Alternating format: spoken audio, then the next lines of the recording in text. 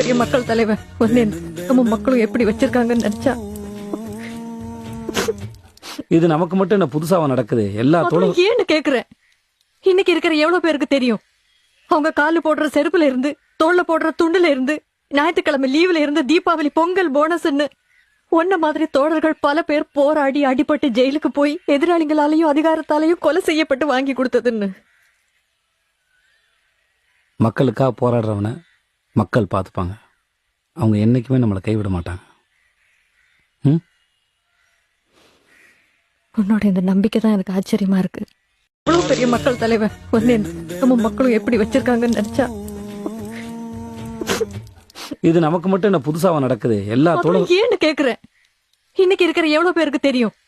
அவங்க காலு போடுற செருப்புல இருந்து, தோல்ல போடுற துண்டுல இருந்து, ஞாயிற்றுக்கிழமை லீவ்ல இருந்து, தீபாவளி பொங்கல் போனஸ்ன்னு ஒன்ன மாதிரி தோழர்கள் பல பேர் போராடி